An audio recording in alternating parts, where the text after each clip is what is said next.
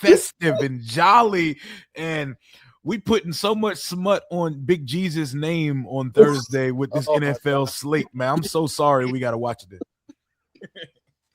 Oh man, like I know for a fact you didn't expect for us to be here. Oh, absolutely not. How did we get here?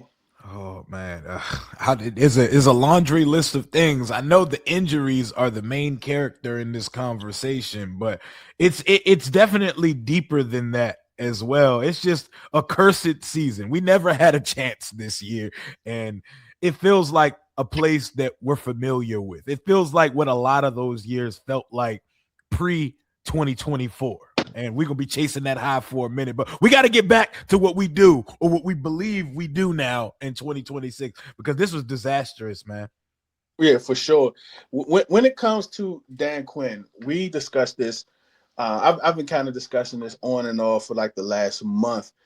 When it comes to Dan Quinn, because of course in the offseason he's going to have the injuries in his back pocket. He's going to have the NFC Championship game in his back pocket. But one thing that I didn't really think of until like a month or so ago is that he was like option 6 in the head coaching search. Mm-hmm. How's that going to play into this offseason decision? Yeah, it's interesting, man. Like ultimately, the 2024 was an incredible success story and the fan story of my life. That's my peak. I'm gonna be chasing that high until I see success again. But calling it what it is, Dan Quinn was the last girl at the bar. She was the 4. She was the solid 5. She was the 5 with a good personality at the bar. You struck out twice on the night. You Denzel Washington had to leave with something. You had to leave with something with him. All the young guys was gone. You know what I'm saying? All the baddies left the club already. Yeah? They left with the ballers, and we needed to take something home with us. We shot our whole shot. We shot the biggest shot that we had for Benjamin David Johnson. And I feel like he's going to be the one that got away. And I'm never going to not talk about the Ben Johnson thing because look what he's doing over there in Chicago. But we saw the picture of Dan Quinn at Dulles Airport. We all saw it, and we made fun of it. We issued our apologies and everything.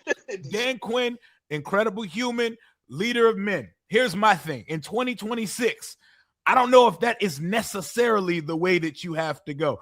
I feel like we're never going to feel like we have the upper hand with our coaching staff. Like we're out scheming or out X's and O's-ing another team with the staff that we have in hand. But Dan Quinn's here to stay. No matter how disastrous this team has gotten this year, Dan Quinn is Teflon, and these guys are aligned and they're not going to push the panic button. But there are a lot of things other than injuries that we should be concerned about, because Dan Quinn has started to show some of these Ron Rivera characteristics, the loyalty to a fault, the faux pas at the podium where he has to come and take his words back the next day. It's feeling too familiar, and I just want to get out of this season before it gets any damning or worse.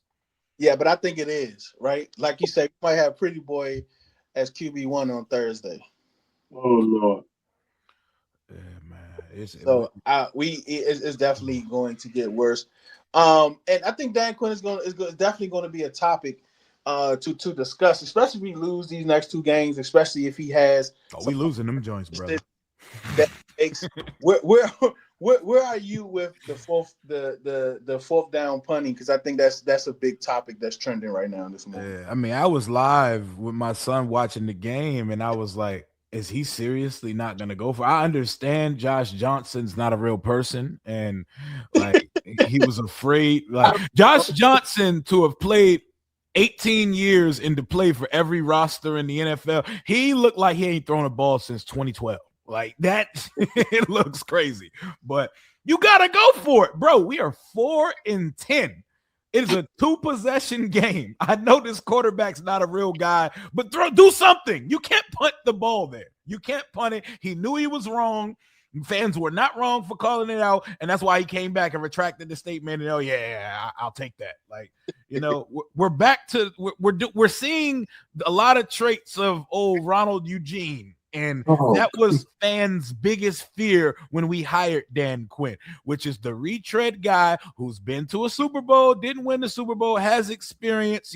It's like finding an experienced babysitter. He might not be the best guy for the job, but he's done this shit before. So it's like, hey, you got it, brother. But yeah, that it looked like the season's gone, but he definitely give up. He threw the white towel. Yeah, definitely threw the white flag. But look, man, shout out to Martin Luther King Jr. for Josh Johnson being able to play 18 years. Shout out to Martin Luther King, man. Hey, Josh Johnson was playing during the civil rights movement, and right. there got to be some film of it. Still thrown across his body. Look, so when it comes to this defense, what do you think? Because I saw you tweet something. I think it was yesterday or the day before about the decision that he makes for defensive coordinator is going to tell you a lot about this staff. What did you mean by that? So what I mean by it is I'm not trying to sit here and play this juxtaposition game of him and our former coach every day, every week, every year. But the old guys like to hire from within. They're loyal to a fault. He needs to outsource our defensive coordinator because, one, the answer is not on the current coaching staff to fix the defense. Two, he's also not the answer to fix the current He's not the defensive coordinator. Everybody who saw us lose in Spain and say, oh, DQ needs to be the DC. No, he doesn't. He does not need to be the defensive coordinator going forward. If he hires a buddy, if he promotes from within, that's going to tell me all I need to know about Dan Quinn. He's not very serious about proactively changing what we have here. As a defensive-minded head coach, 2 years of bad defense, there needs to be a serious change in 2026 or tough conversations need to be had. He needs to go out and have a real search for a defensive coordinator, and that answer has to be all candidates that are not currently in that nasty-ass team headquarters that we got to see on Hard Knocks every Tuesday. My last question for Rio, then we got a couple from Unc and from B. Jaden Daniels, man. I mean, where are you? I mean, I see some people leaning, to the boy up north, right? Some people leaning to the boy up north. But where are you with Jaden Daniels going into 2026? Oh, I'm riding. I'm on the 5 train.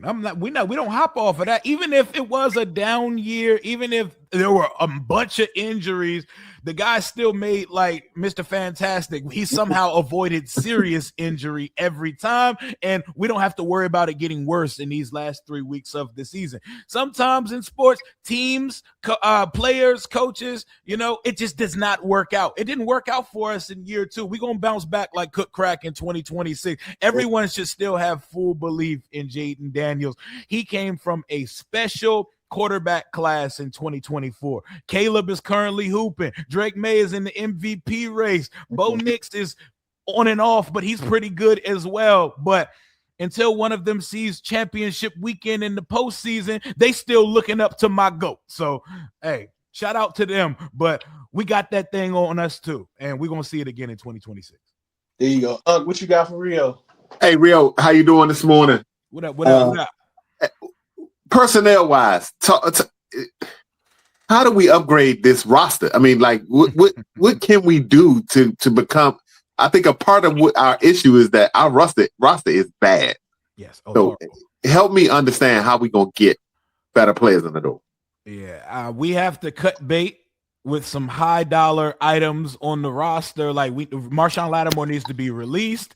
We have to have a conversation about trading Daron Payne. And then once we have about $112 to $115 million, let's not sit here and put it all under the mattress for a rainy day. We have to spend money, bro. We got to start moving like black people during income tax season during the free agency. I'm not saying Vinny Serrato, Dan Snyder, spend it on anybody. Spend it on the right folks and actually get some players in here. Don't be afraid to get some talent because we're going into year 3 of the rookie contract of our franchise quarterback. Big changes need to be made in 2026. And most importantly, I don't care if we only have 5 or 6 picks. We got to hit on some guy. We need to get 3 starters out of this next draft. I don't care how it comes. Everybody's like, they got to trade back. They got to trade back. They got to add more picks. At this point, we should probably be banned from picking in the second round of the NFL draft because we got 2 decades of data saying no regime on this organization can draft second round picks. Maybe we shouldn't have one, but most importantly, we cannot be out here drafting Ben Sinnets and Johnny Newtons in 2022. We can't have fullbacks. Yeah, man. Ben Sinnett, without Ertz and without Colson Yankoff, our second rounder got 1 target on Saturday. That should tell all of us everything we need to know about Ben Sinnett. Yeah. Insane. Yeah, I definitely tweeted on that one. You're not in their plans, Ben. You're not going to beat the parents. And our fans gotta stop the Ashburn syndrome of thinking anybody here is special. Like I seen someone say, why would we go after Kyle Pitts? Ben Sinnett, I'm gonna stop you right there, champ. Hand on the shoulder meme. No, he cannot. B, what you got for Rio? Hey, what's up, Rio? Good morning to you, brother. First of all, hey, listen, that microphone he got is elite. Yeah, we need that. We need that. Man. Yeah. Hey, but what's up, Rio? Hey, listen, your GOAT is 5. My GOAT is 5, bro. Like, I swear, bro, I would do anything for 5. Yep. Let me ask you a question about 5. Mm-hmm. Is Cliff the guy that could elevate Jaden to his fullest potential? I think Cliff is capable of elevating 5 to his utmost potential. I know me, like selfishly, I don't want to mess up the cohesion here. I know Jaden loves these guys, but God, I would love to see Jaden in a Shanahan offense. I would love to see Jaden in a Shanahan system with more NFL concepts and stuff. But I've seen Jaden do work with Cliff before. Like we know they're very capable of it. I think if they get the right pieces, we get a good starting running back and free agency to pair with our cast of complementary guys.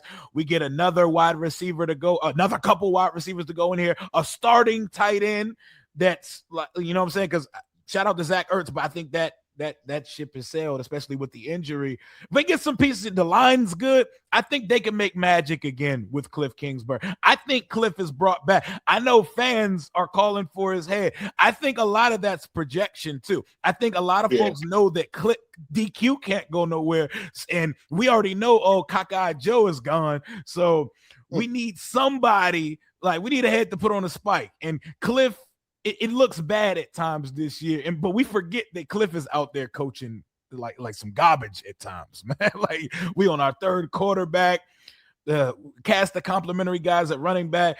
We're bringing dudes out the grocery store to play receiver for us each week. I think Cliff can be the guy, and I would like him to be the guy, but I damn sure would love to see Jaden in like a Shanahan's house. I don't know if that's out there growing on trees, or if like Mike McDaniel were to get fired from the Dolphins, I'd be interested in that. But I think Cliff can get it done. Appreciate you, brother. Appreciate you. Yeah, man. Appreciate that, Rio. Appreciate you taking some time on the radio. I know in the off season, I'm definitely going to reach out for you to spend more time on time on the podcast, man. But absolutely appreciate you, man. Appreciate what you're doing. Appreciate how you're moving. Appreciate you having an open door policy to us, man. Yes, sir. That, man. And big blessings and more to come in 2026 for you, bro. Yes, sir. Eat some good food. Enjoy the holidays and do everything but care about football, man. Go back to watching NBA and just be with your family on Thursday, because no one asks for Max Brosmer, Josh Johnson, and on Christmas Day, man. That should be against the law. Can I ask him one question before he goes? Yes, sir. All right. So, I follow you, you know what I mean, on X and stuff. How did you handle, as a father, the trolls coming after your son once Jaden got hurt?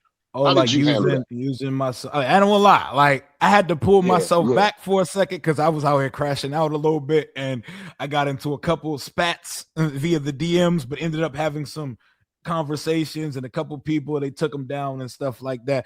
It sucks because I'm enjoying watching my son fall in love with this football team and the process of sports and stuff, because I never forced sports on him growing up. I let him choose it. So seeing him in his era of fandom, it excites me. So unfortunately, when you post your son in a jersey on Halloween, you're opening it up for losers on social media to post stuff of your son. So it's like a give and a take. I don't post my daughter like that, and my daughter that's young, that's present, I'm not doing that. But my son, a teenager, like, it's annoying, and I probably post them less, but it's also like I can't control what these idiots do on social media. But at the same time, I know how I roll, and I was ready to crash out. I had to sit back. I had a couple conversations with a couple people. They're like, "Yo, Rio, chill, bro."